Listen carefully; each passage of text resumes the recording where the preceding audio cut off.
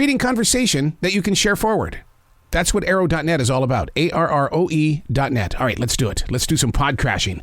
Episode number 157 is with Catherine Townsend from Hell and Gone. I'm doing great. That was a great intro. Oh, my God. I can't believe that you've got a fourth season here. This has been one of the most exciting journeys in podcasting because you take us into these small towns and areas of the country where things have been left behind, but not when you show up. It's time to get to the story. Yes, well, thank you. I know I always say this. This is our wildest season yet because it's one of the biggest. The death of Ebby Stepik is one of the biggest unsolved cold cases in Arkansas. And I do things that I've never done in previous seasons. She was 18. She went missing in 2015. Her abandoned car was found in an area of West Little Rock called Shalamont Park just a couple days later. But then it took 3 years to find her body. Right. And the whole time, her body had been in a storm drain just a few feet from the car. So this whole time that her mom and her grandmother are looking around the world, thinking she might have been sex trafficked or she might be in Australia. There's Ebby sightings everywhere. She was right there the whole time. So it's just it started there and it just got worse. It seems like everybody's on the radar, but nobody's been prosecuted. It's like, okay, who, what, where, why, when, and how? And we're not getting any of that. Yeah, well, that was another, look, a couple of themes keep popping up. And I don't want to throw law enforcement under the bus. There's some great investigators out there. There were some mistakes made that have been well documented by the police early on. For example, failing to look in the storm drain was a pretty big one. The new investigator on the case, or the one who he's not on it anymore, but Tommy Hudson, who took over the investigation from the first detective, he was the one who said, hey, it doesn't really matter what's gone wrong in the past. Let's go look in those storm drains again. And he did find Ebby's body. But now, yes, you're exactly right. It's years later. You have a couple of different groups of people. So first, she was at a party. She went missing on a Sunday. Mm-hmm. The last contact we know was a phone call she had with her brother. And in this phone call, she seemed to be impaired. She kept saying, I'm messed up. I don't know where I am. I'm with my car, but I don't know where I am. And we know that on Friday she'd gone to a party. And again, this is where the media story ends up not being exactly correct. The rumor for years has been she was gang raped by 4 guys at that party. She was videotaped. And that's not exactly what happened. She did go to a party. She had what we believe started out as a consensual sexual encounter with a guy. She started to believe that he had a video and that he'd taped her without her permission. And that was what the exchange was about. She's basically on Saturday, she's Googling, I was videotaped without my permission and how to report a rape. The police did search those guys' phones eventually, but because they didn't subpoena them immediately, it was like, they just give you this line. They can't rule anyone out. Right. They can't rule anyone in. It's very frustrating. So we had to go back and talk to all these people and find them. What is it like to go into an old story looking for new leads? I mean, that in itself, you've got to really be sniffing out everything. Yeah, it's a challenge for a lot of reasons. But I've found there are 2 things that you can use that are big weaknesses, but you can make them your strengths. The first thing is, we have no access to the police file. Okay. And to be honest, in my first case, Rebekah Gould's case, I almost stopped there. I was like, how in the world am I getting the information? But the upside is we know that every single piece of work we do, we know how we verified that information because we did it ourselves. We're not just relying on what the police are telling us. And as things have moved on with this investigation, that's been a big advantage because the investigator now in the case just told Ebby's mom like a few weeks ago, police have had the timeline wrong this entire time after 6 years. So they thought they knew where she was on Saturday night, that she was safe, but now they don't know. And then incredibly, a few weeks after that, Ebby's mom just told me, he said, the detective said, we are, my working theory is that she crawled down there on her own, which is absurd. What? Yeah, absurd. Especially that is absurd. And so that's why I went down in that manhole myself. No. Into the 13-inch wide concrete drain underground when I'm claustrophobic. I went down there myself. Oh, my God. Couldn't have happened that way. Oh, my God. Because that reminds me, when my wife's mother was murdered, I went into the closet where they found her body, and I just sat there and I wrote. And, I can't imagine what you went through because spirits don't move. What did you experience?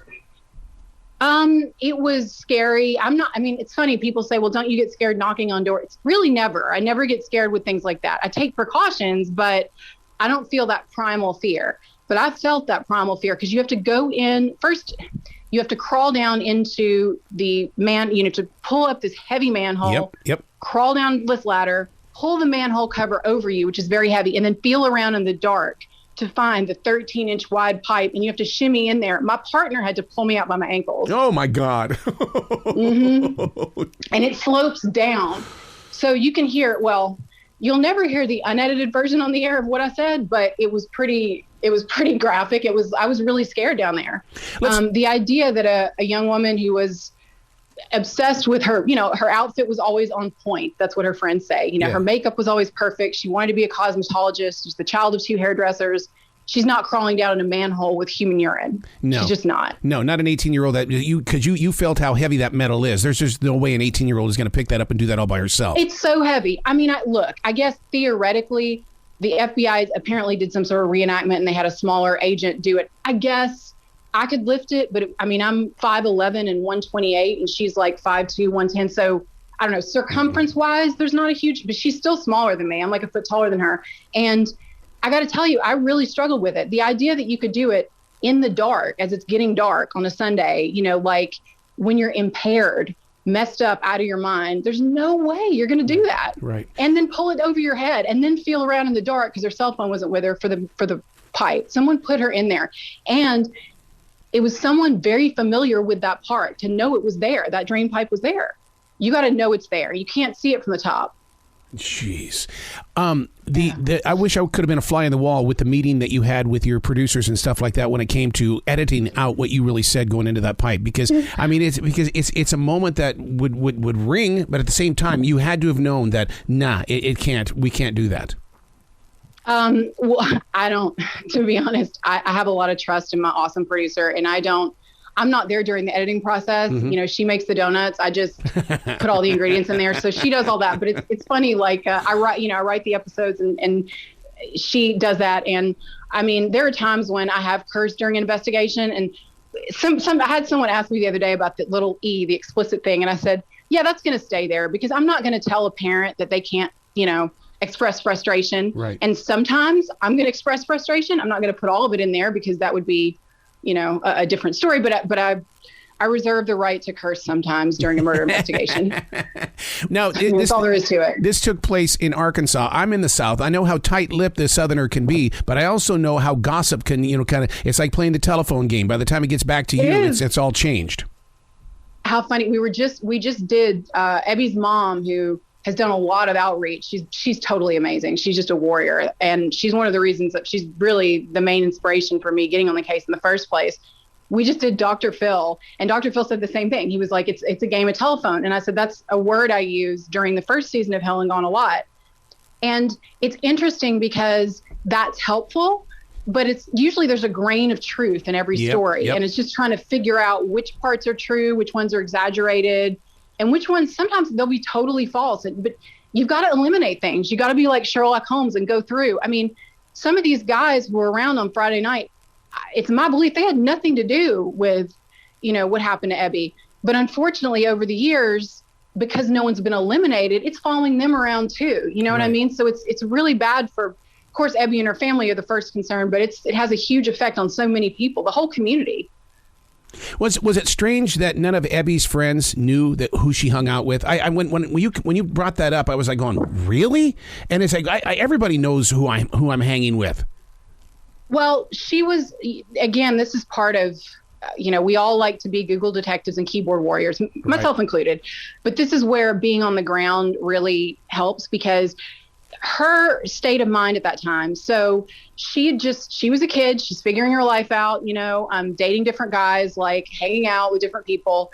She had just moved out of her house. And it was that thing where her parents said, look, if you can't follow our rules, you got to move out, Oh, boy. And absolutely thinking they were doing the right thing for her, trying to get her into a stable life. So she did. And she was sort of living this very nomadic lifestyle. She would stay with her brother one night, her grandparents one day. And she'd also just changed schools. So she'd been going to this smaller school for years, where she had this close-knit group of friends. But once she transferred to Central High, which is a larger high school, she disappeared in October. So she'd only been at that high school for a couple months. She also had a new job. So she had a lot of different friend groups who lived in different parts of Little Rock.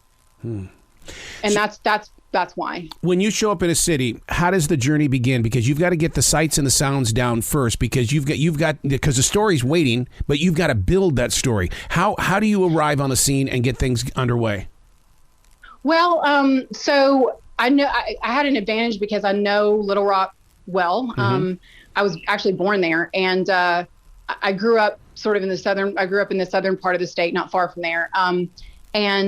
But with Little Rock, I guess, there's always got to be what I call a tour guide, right? So sometimes it's a friend, sometimes it's a family member, that person who's going to be able to pull you in the case and be your sort of main, touch point. And that can change at different points. So to me, it's really more about listening to people and letting people, building that trust, and even people who might have been afraid to talk to the police. And by the way, that's another advantage of being us. We're not the police. We can't force anybody to talk.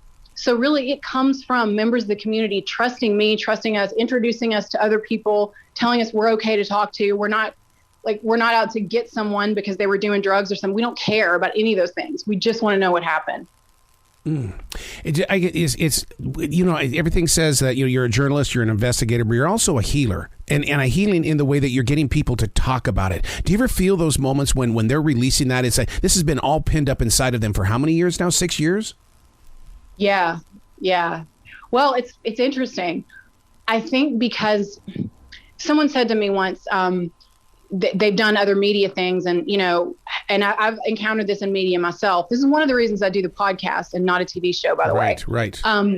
Because they're so focused on, okay, we got to get people to sign releases. We've got to get this and that and this angle. I don't care about any of those things. I just want to get the person can talk as long as they need to. Eventually we're trying to find answers. We're doing an investigation in a very organic way that's actually, I think, going to help the case. And I think people know after talking to me, like, I'm not going to re-traumatize people for no reason. I'm doing it because I'm trying to get an answer. If I wanted to just, I could probably, just recap cases, not go out in the field and put myself in danger and make more money just sitting in my pajamas. And I'm not doing that. I want to be out there working on these things. It's my passion. I want to find answers or do the best I can to help get justice for these families. They deserve it. In creating the podcast, once again, this is the 4th season of Hell and Gone. I mean, you're a smarter student today than versus what you were the very first like the first season and stuff like that. So do you go in there knowing what you're going to find, or are you as shocked as we are when you bring it up? Because no, and that's another way we're in my opinion, very different. Before I did the podcast, I had so many TV producers. They're like, it's a great story, but we got to know the ending before. And I'm like, well, no, it's a real investigation. Well, the audience wants closure. I'm sure they do. The families want some closure too. I just, that to me, that I never let that stop me. No, the only difference between now and then is that now we, as a production, we're better organized, which helps me. I have more support. And, success gives you like more support in the field. But otherwise, to be honest with you, when season 1, when the first detective told me to mind my own business, that I was just there for entertainment purposes and to stay in my lane, his exact words were, investigations are grown-up stuff. Well, he's now gone, and there was an arrest made in that case after almost 16 years. And I'm not saying it was just because of the podcast, but I absolutely believe the podcast helped put a spotlight in a lot of things in that case that weren't there before, because I happen to know for a fact that investigator was focused totally on someone else who was the wrong person. So I'm not going to mind my own business, and I'm not going to be intimidated by them anymore. That's really the only difference. I'm not intimidated at all anymore. I just ignore it. How many police officers or detectives are reaching out to you saying, hey, Catherine, can you come to our town next? We want to be on that waiting list. Interestingly, there has been some of that, but mainly in most of our cases, although in this case there's a big exception, I had a really good working relationship with the investigator who took over Rebekah Gould's case after the initial investigator, who I butted heads with a lot, was left. I have a good working relationship with Tommy Hudson, the former investigator on Ebby's case. So there are definitely wonderful people in law enforcement out there. But in so many cases, we get zero cooperation. I mean, we don't have, and in this case, we have zero access to the case files. I think police,